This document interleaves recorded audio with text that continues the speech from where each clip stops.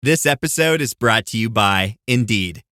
When your computer breaks, you don't wait for it to magically start working again. You fix the problem. So why wait to hire the people your company desperately needs? Use Indeed's sponsored jobs to hire top talent fast. And even better, you only pay for results. There's no need to wait. Speed up your hiring with a $75 sponsored job credit at Indeed.com/podcast. Terms and conditions apply. With a major selection of the looks your kiddos love starting at just $4 in the Walmart app, a new school year means a stylish new them. Who knew? Find skater skirts and Crocs that say, I'm casual but cool. Sparkly sneakers that say, it's my classroom, you're just learning in it. And preppy polos that say, I'm the teacher's pet, even if they're mommy's menace at home. Find their favorite styles starting at just $4 in the app. The Walmart you thought you knew is now new.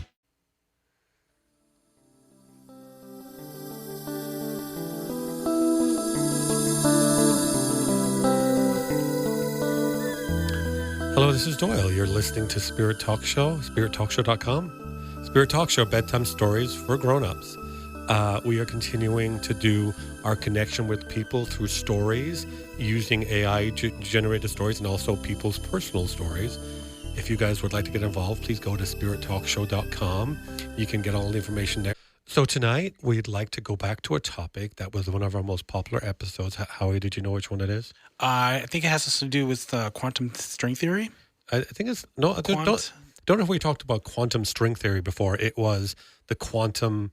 What's it? The quantum theory and ghosts and paranormal. The relationship between the ghosts and the paranormal and afterlife. Yeah, I wanted to go into that. So what if the ghost in your hallway isn't a wandering spirit, but a fragment of consciousness suspended in quantum limbo? What if the chill you feel in an abandoned house is more than fear? What if it's a residue, the lingering imprint of someone long gone, echoing across time through the strange mechanics of the universe itself? In this episode, we dive into the curious crossroads of quantum physics meets paranormal. We'll explore how superposition, the idea that something can exist in multiple states at once. So I'm going to say it right. It's superposition, not supposition. We'll explore how superposition, the idea that something can exist in multiple states at once, has been used to imagine a consciousness that might survive death, at least momentarily, in a quantum state. And we'll look at entanglement, the mysterious connection between the particles across vast distances, to consider whether strong emotional events could bind a mind to a place, creating the residual hauntings so often reported in folklore and paranormal investigations. Are these just metaphors dressed in scientific language, or are we scratching at the edges of something real, something science hasn't yet caught up with? Let's untangle the theories. That's funny. Separate the fact from fiction and ask, could the ghost story be written in a language of quantum mechanics? What do you think about that? What do you think about that? I'm excited to talk about this. Anything that has to do with the afterlife and the paranormal, the fear that you feel. Is there a residual? Is there something physical about the paranormal, I guess is what I'm asking. Well, I think this is going to sound really unlearned to say, but I always thought about how, do you know what tapes and videotapes is, what the tape part is made out of? The tape in videotapes? Yeah, it's made of, presumably it's made of some chemicals and some things that go together that capture like information, right? Okay, I mean, I'm thinking it's like plastic or Teflon or something plastic, like that. But some aspect of it, the chemical reaction in it, allows it to pick up information, right? I see. Yeah, it kind of reminds me of like scratching something into vinyl and it actually creates a sound. So I'm thinking like maybe like buildings, the way they're built and materials they use could somehow grab that information, just like I see what you're saying. Videotapes. So let's talk about it. Since I've talked a lot, do you want to read the first one here? Sure. Quantum string theory is the intersection with, its intersection with the ghosts and the paranormal sits at the edge of speculative science and metaphysics, a realm where theoretical physics brushes up against human experiences of the unexplained. Quantum string theory and its intersection with ghosts and the paranormal sits at the edge of speculative science and metaphysics, a realm where theoretical physics brushes up against human experiences of the unexplained. While mainstream science remains skeptical of using string theory to explain paranormal phenomena, the language and the concepts of quantum mechanics and string theory have increasingly been invoked, both sincerely and pseudoscientifically, to suggest how such phenomena could occur. So here's a look at both sides of the conversation. Okay, cool.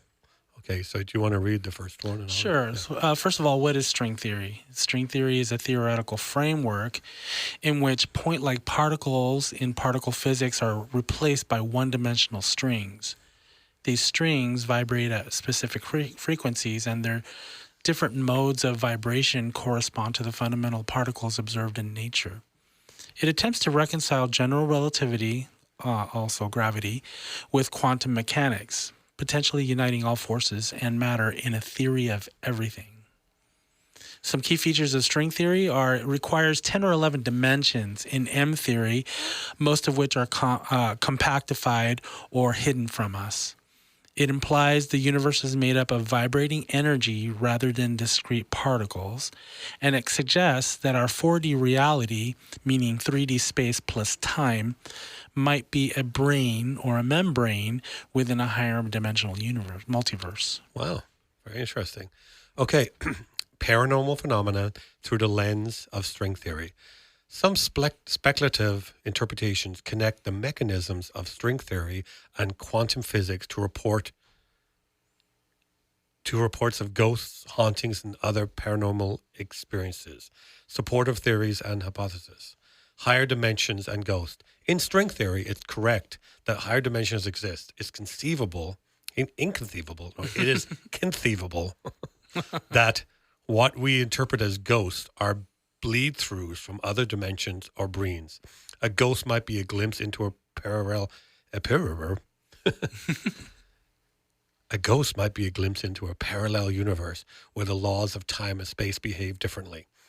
Quantum superposition and consciousness. Maybe you should read this one since it's number 2. Okay.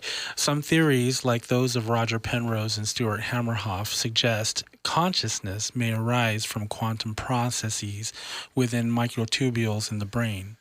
Extending that further, some claim that consciousness might persist in a quantum state after death, possibly explaining ghost-like phenomenon. Wow, that's cool. I love that. Yeah. Like talking about, well, go back up. I wanted to read part of it. Microtubules. I've heard about those again before. Okay, number 3, the entanglement residual information. Quantum entanglement shows that particles can remain connected over vast distances. Some theorists hypothesize that emotional or traumatic events might entangle an imprint of consciousness with a location, possibly explaining residual hauntings as informational echoes trapped in the local environment. Hey, so is that like a poltergeist, something that haunts a place? Well, I think what it's saying is it's not like a ghost or has any kind of consciousness. It just has, it's like a recording, like the tape thing I talked about. Oh, okay. It's just a tape. It's a recording, like some person was there 1,000 years ago or in a different dimension, and something emotional happened, and somehow the environment, because of quantum string theory, just recorded what happened, and it gets played back if the conditions are right. Kind of like that recording that you played for me of the little girl. There was a recording of a little girl in your house. Yeah, there was also on one of our investigations with Lingering Souls Paranormal. We were in the Leger Hotel in Moke Hill, and we were cleaning up, and we had the tape recording, and there was children's voices on the thing, very clearly children talking, and it was just 12 at night. There was no children there, and so yeah, I mean, right, it could like just be in a recording, something residual. Yeah, a residual recording. Yeah, that's okay. So it's not a ghost and spirit thing. It's just it's a recording as normal as a videotape recording or a picture. Okay. Quantum vacuum and interference. The quantum vacuum is not empty. It teems with fluctuating energy. Some paranormal researchers speculate that disturbances in this quantum field could manifest as apparitions, sounds, or electromagnetic anomalies during hauntings. So I could see people having an issue with, because if everything's just recordings, there's no real life after death. There's a recording of you that exists after death, but you're not really alive or consciousness in this theory, right? So what keeps coming back to me is this residual effect. So things are lingering afterwards, but it doesn't necessarily mean that there's a body attached to it. That they're aware or they have any kind of awareness, that it's just a recording of their voice. And okay, so this is skeptical and debunking perspective. While intriguing, most of the above ideas remain speculative at best. Scientists who are critical of using string theory to explain ghosts offer several. Sorry, I said. Just going to go back up so I can read the sentence again.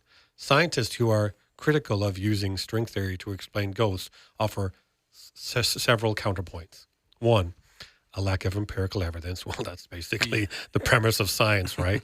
I mean, just because there's lots of things we know exist just because we don't have evidence of it, right? I mean, there's things that exist in the world. I'm sure there's things that, what I'm saying is just because we don't have evidence of something isn't proof that it doesn't exist. Right. Right. Okay.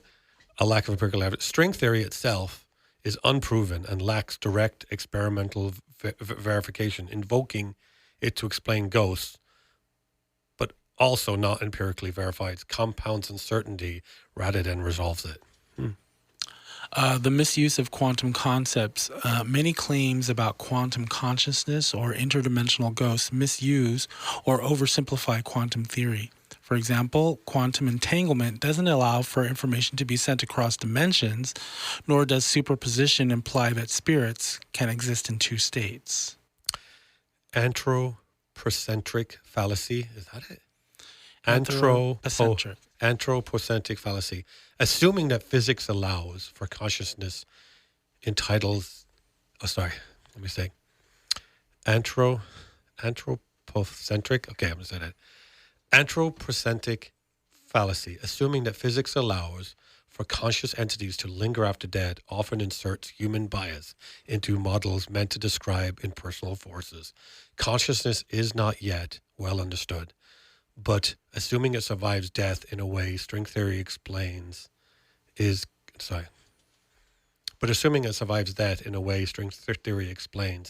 considering more philosophical. I'm going to read this fucking sentence correctly. Motherfucker. Edit. Okay. I'll be editing out this shit for sure. Okay, bitches.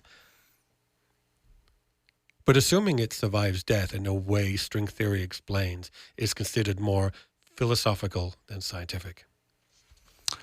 No mechanism for consciousness transfer. Even if quantum information survives bodily death, there's no clear mechanism in physics for that information to take on a coherent interactive form, i.e. a ghost, that haunts houses or communicates with the living. That's interesting.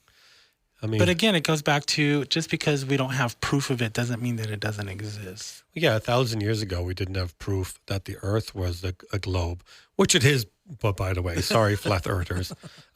We didn't have it a globe, but there's people who, they did experiments to prove it, but that didn't make it untrue before they proved it, right? Bridging speculation and science. Some researchers in the field of parapsychology continue to explore whether physical theories can eventually offer a framework for anomalous experiences. Others argue that using scientific sounding terms to legitimize paranormal claims undermines both science and the honest inquiry into usual human experiences. That said, the continued mystery around both consciousness and quantum gravity means there remains space, scientifically and imaginatively, for further exploration. Oh, you get to do the final thought. Yeah. No fair. So whether ghosts are echoes of the dead, glimpses of other dimensions, or just projections of our own minds shaped by trauma and expectation, the language of quantum string theory offers metaphors and perhaps future frameworks for interpreting the unknown. For now, though, these connections remain more poetic than proven. Well, I think that obviously there's some people that offer some scientific possibilities. There's things we don't know, the things we can't know. So I think, it's still interesting to think about. Yeah, I mean, this is obviously directly connected to religion, what we were talking about the other day. Yeah. Is there a hell? Is there a heaven? Is there ghosts? So, Yeah. I mean, we don't know, but it doesn't mean that it doesn't exist. So let's explore some of the ones that I kind of found a little bit more interesting and explore it more. So quantum superposition. Hey, it's Ryan Reynolds here from Mint Mobile. Now, I was looking for fun ways to tell you that Mint's offer of unlimited premium wireless for $15 a month is back. So I thought it would be fun if we made $15 bills. But it turns out that's very illegal. So there goes my big idea for the commercial. Give it a try at mintmobile.com/switch. Upfront payment of $45 for 3-month plan, equivalent to $15 per month required. New customer offer for first 3 months only. Speed slow after 35 gigabytes if network's busy. Taxes and fees extra. See mintmobile.com. I'm always looking for ways to show my cat how much I love her. And with Fancy Feast gems, I can pamper her whenever I want with a savory gravy on top of a gourmet mousse pâté. The pyramid shape makes serving simple, so all I have to do is peel and plate to make mealtime feel extra fancy. And with 2 entrees in every pack, it's easy to turn every day into the extraordinary. Fancy Feast gems.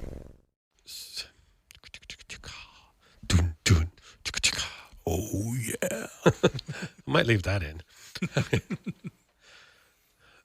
Quantum superposition and consciousness. What it means in physics. In quantum mechanics, superposition refers to a system existing in multiple states at once until it's observed or measured. A famous example is Schrodinger's. How do you say that word? Schrodinger's. Okay. A famous example is Schrodinger's.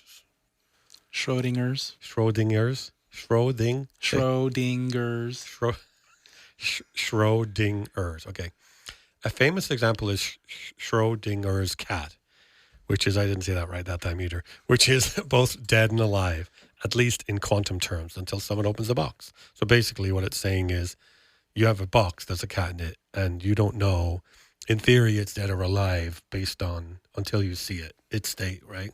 Yeah, that concept always confuses me because you basically can't see that the cat is put in the box before you decide if the cat is dead or alive. Someone is just saying there's a box and there's a cat inside the box. Yeah. Is it dead or alive? And you really can't know until you open it. So quantum theory says that it exists in both states at once because both are true right now for you. If it's dead, it's true. If it's alive, it's true. And I know what you're thinking is, well, both aren't true because it's either dead or alive, right? Right. But that's the linear way of rethinking in one consciousness. I think in quantum theory, it's saying because it could be dead or alive is existing in 2 states right now. It reminds me of Star Trek and the beaming theory. Oh yeah, there's a scary theory related to. We talked about this, and when you get beamed up, what happens is if your whole body gets destroyed and recreated, so is your consciousness. So in truth, you died and were destroyed, and the person that appears on the ship is actually a totally new person who thinks it's you, but it has a totally new consciousness and new person. It's the atoms are the consciousness goes into the reformation of the atoms, but where the person dies when they're beamed is what you're telling me, right? Well, basically, it depends where your consciousness is, because if we're talking about quantum theory, where's your consciousness? Is it in your body? And so if your body is destroyed and recreated exactly the same, is your consciousness still there, or is there a recreated consciousness? What was that movie with Hugh Jackman? I think it was called The Mystique? Yeah, The Mystique. Where he disappeared. Spoilers. Yeah, he disappeared, but he reappeared. But really we find out at the end of the movie that he actually did. There's a bunch of dead bodies in the basement, basically. So basically, when he dropped out, that body basically died, and he was recreated on the other side. But the thing about it is, me as a person, I'm in this head, and I'm behind these eyes, and the person who I am dies, and the person who goes on thinks it's me, but I'm gone. I'm dead, so my consciousness is gone. So I'm a dead for all essential purposes. Yeah. I don't get to live on as that person. That's a totally different person. It opens up a whole nother can of worms, too. Like, does every single body that dies go to heaven? or ghosts. Or ghosts is there like a million somewhere. Hugh Jackman ghosts flying around? Oh, well, you're saying that.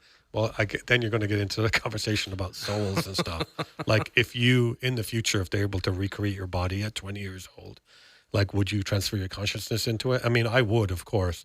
But before, like, do you transfer your soul? Do your soul transfer too? And a lot of movies have explored this. I think the movie Us is about that because, you know, the movie Us about in Santa Cruz? Yes. And so basically, I think the premises of there's copies of everyone that live on the ground, but there's only one soul. So the people who are we have the soul, and they're the people underground don't have the soul? no soul. So Okay. they're crazy because of that. So Yeah. So we talked about this a lot, and we're supposed to. Now you're going to read the applied to consciousness part. Okay, some thinkers, notably Roger Penrose and Stuart Hammerhoff, proposed that the I remember this, the orchestrated objective reduction theory, they hypothesized that consciousness originates not just from neural interactions, but from quantum level computations occurring within the brain's microtubules, which are tiny structured components inside neurons.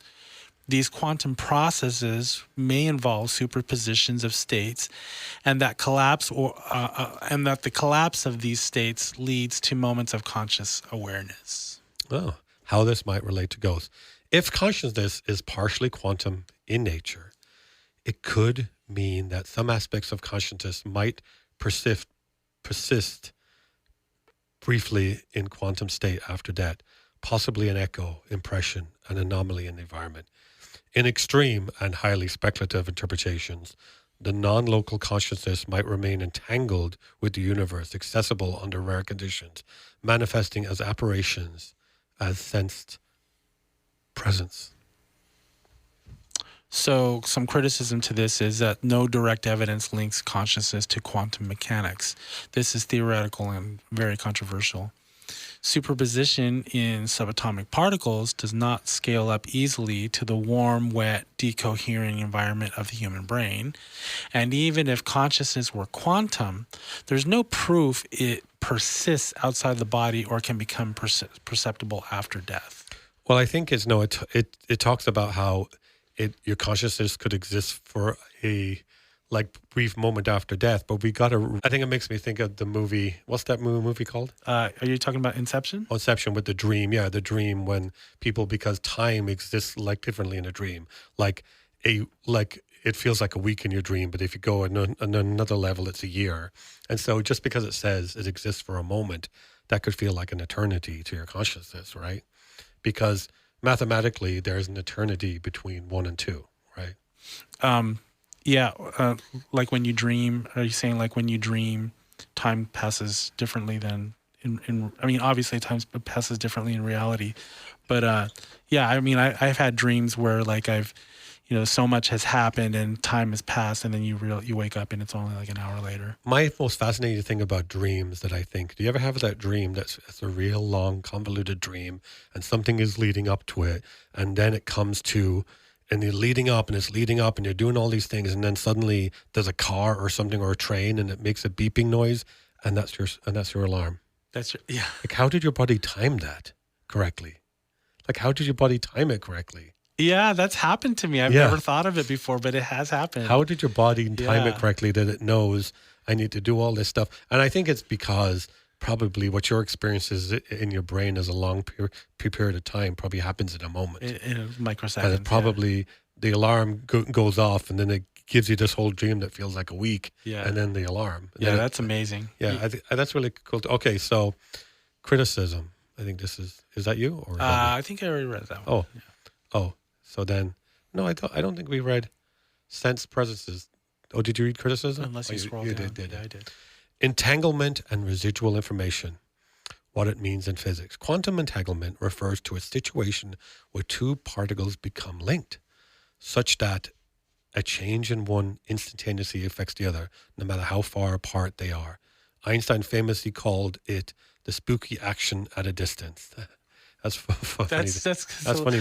Very scientific, Einstein. Exactly. Yeah. I think it's really cool. Do you ever see a picture of Einstein's desk the day he died? Is that the one where he sticks his tongue out of his? No, that's a famous picture. But there's a picture of Einstein's desk the day he died. Like right after he died, some assistant went took a picture of his desk, and there's all this work he started working on and papers and stuff. And it makes me think, like, what work did we miss? Like, what's in there that he was just working on? Yeah. Right. Okay. So you're supposed to. Well, what's his name? The guy that was Stephen Hawking.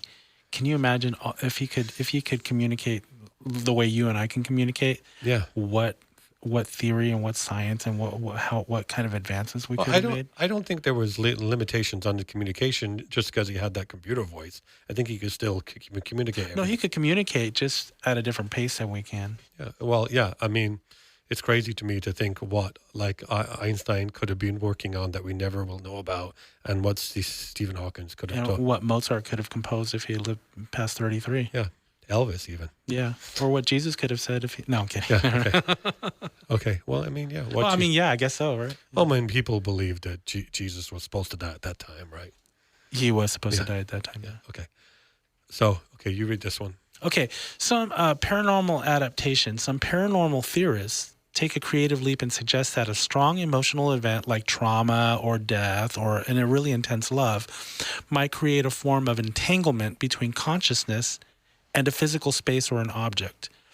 That entanglement information, memories, emotions, a sort of physical residue, could persist, becoming observable as residual hauntings, where the ghost doesn't interact but replays like a recording. I've heard of that, like ghosts that are just in a perpetual state. Well, they talk about when you do paranormal investigations, they talk about levels of ghosts, and level one is you experience a girl that walks across a landing, and then she walks across the landing, and then she walks across the landing, and there's no interaction at all. Mm-hmm. And level two is something that might, talk back to you and might respond. And level three is a poltergeist that might communicate with you and throw things around, right? Right. So, that's what it's saying, that some of it might be just a recording. Okay.